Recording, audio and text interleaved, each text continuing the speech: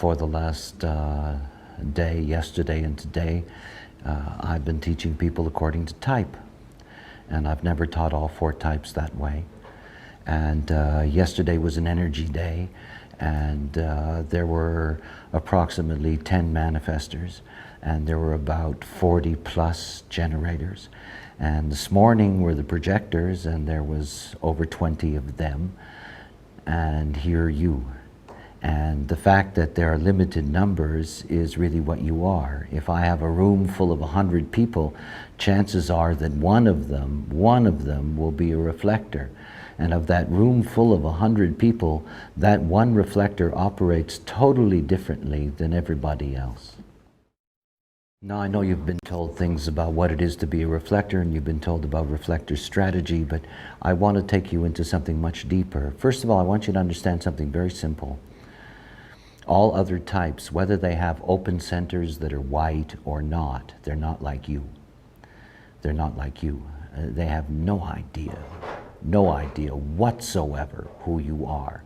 And the way in which they operate, those things that you can hear in human design about the way people deal with open centers and all of that, has nothing to do with you. Has nothing to do with you, because you're different. And you're different because all of it is open from the beginning. And it means when you're looking at somebody's design and you see a center defined and they have undefined centers, that undefined center is a counterpoint. And in fact, it's a conditioning counterpoint, and it's very vulnerable. But the fact that you're born with all of that open, with all of it open, it doesn't operate the same thing, the same way. It doesn't mean that all of you are more vulnerable than anybody else. It's not true. As a matter of fact, there's nothing that has a greater capacity to survive anything than a reflector. In other words, there is an inherent strength built into all of this openness. And it's very important for you not to measure yourself against the 3 other types. They're very different.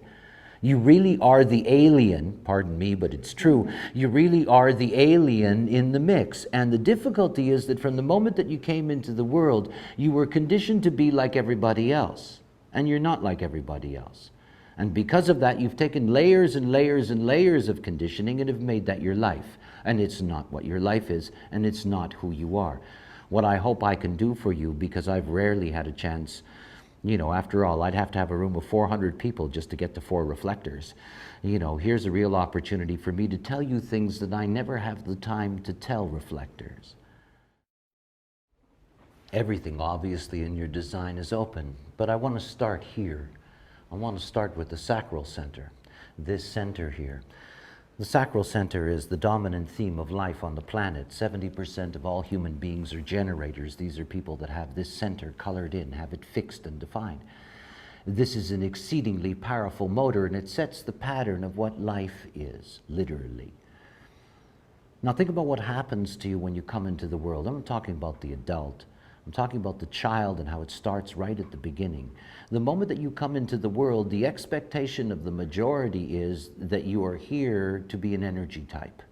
That is the expectation. When you come out of the womb, it's not your mother saying, here is a child that doesn't have any consistent or fixed energy.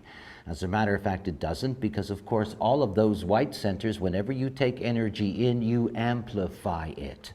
You boost it up. And the moment that you're a child in that environment, and you're going to come into almost all, not all, there are exceptions, but most reflectors will come into an environment in which they're energized. What that means is that not only do they take that on as their conditioning, after all, they have no way of understanding what's happening to them. They assume that they're the energy, and all of the conditioning that they get from their parents is conditioning to make them an energy type, and specifically a manifester. Do this, do that, be good, don't do that, whatever the case may be. All of that has nothing to do with who you are. Has nothing to do with it. But it is the beginning of the controlling mechanism. And the controlling mechanism in your life starts with that open sacral center. And it's something to understand. The sacral center is about work. It's about work. That's why generators are the great workers on the planet. They're the ones that have the consistent energy flow. They're the ones that are here to be doing all the work all the time. You came into the world, and you came into the world not to work.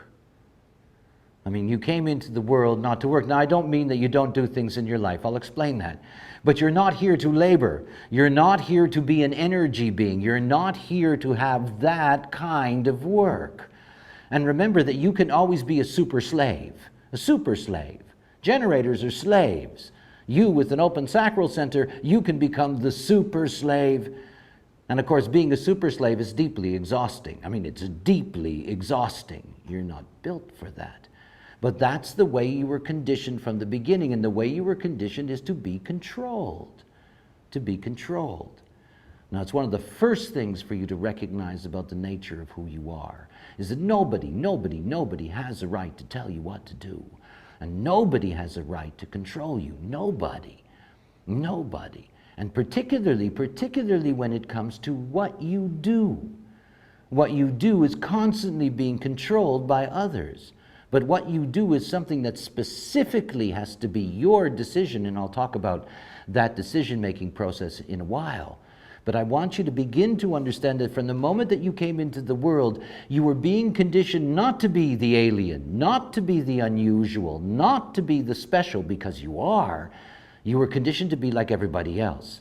And not only do you end up like everybody else, but you end up as an exaggerated expression of it.